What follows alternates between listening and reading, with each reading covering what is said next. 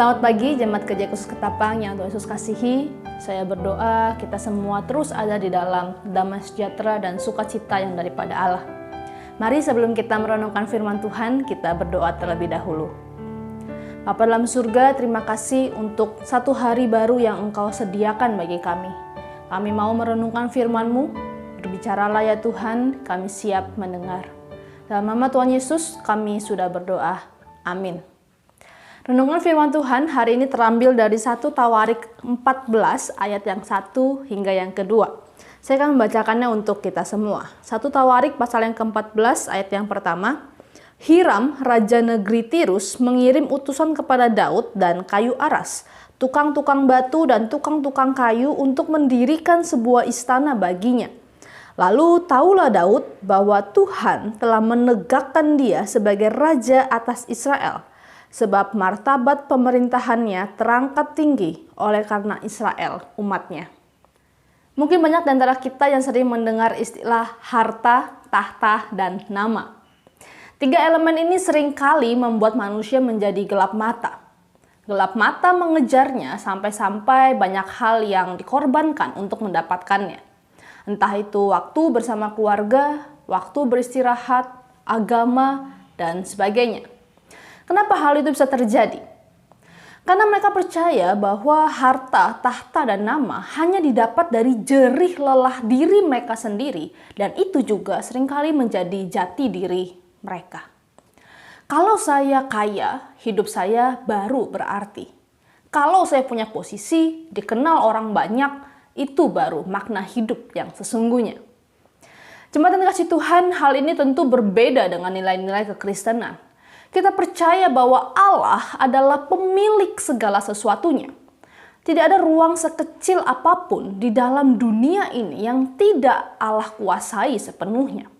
Dengan kata lain, harta, tahta, dan nama itu pun sejatinya adalah milik Allah yang dipercayakan kepada setiap kita untuk kita kelola, kerjakan sebaik mungkin bagi kemuliaan namanya.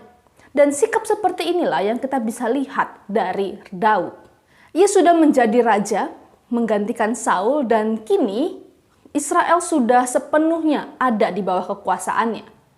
Lalu datanglah utusan Raja Hiram dari negeri Tirus beserta tukang-tukang dan kayu-kayu sebagai sebuah pengakuan bahwa Daud sah sebagai pemimpin atas Israel. Menariknya, Daud tidak menjadi gelap mata waktu menerima harta, tahta, dan nama. Kenapa?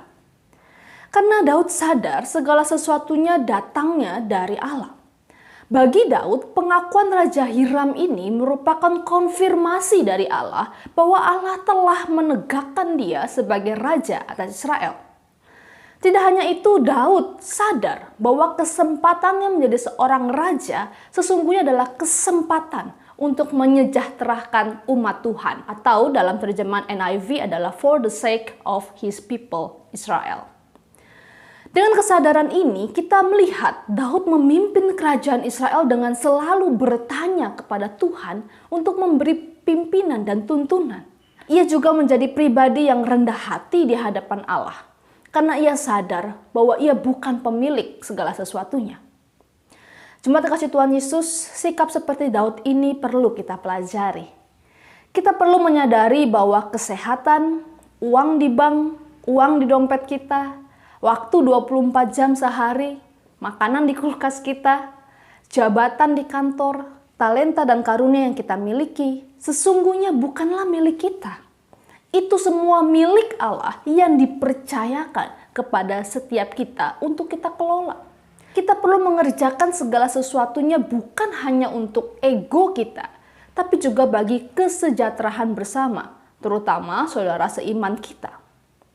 Di tengah pandemi di mana banyak orang yang panic buying, kebingungan mencari rumah sakit, pendonor plasma darah, vitamin, apa yang bisa kita lakukan sebagai umat Allah? Membagikan informasi, mengirimkan makanan, memberi bantuan dana, menelpon dan mendoakan, dan lain-lain sebagainya. Biarlah firman Tuhan hari ini mengingatkan kita untuk tidak menjadi pribadi yang egois, apalagi gelap mata dengan harta, tahta, dan nama. melainkan kita mau mengelola setiap harta, tahta, dan nama yang Allah percayakan bagi kita untuk kesejahteraan bersama. Amin. Mari kita berdoa. Bapa dalam surga, kasihanilah kami dan dunia ini. Di tengah pandemi yang semakin meningkat, kami memohon kemurahan-Mu untuk menghentikan segalanya. Di samping itu semua, pakailah kami ya Tuhan, untuk menjadi berkat bagi sesama kami yang sedang sakit, kehilangan, ataupun patah semangat. Tolonglah setiap kami ya Tuhan. Dalam nama Tuhan Yesus kami sudah berdoa. Amin.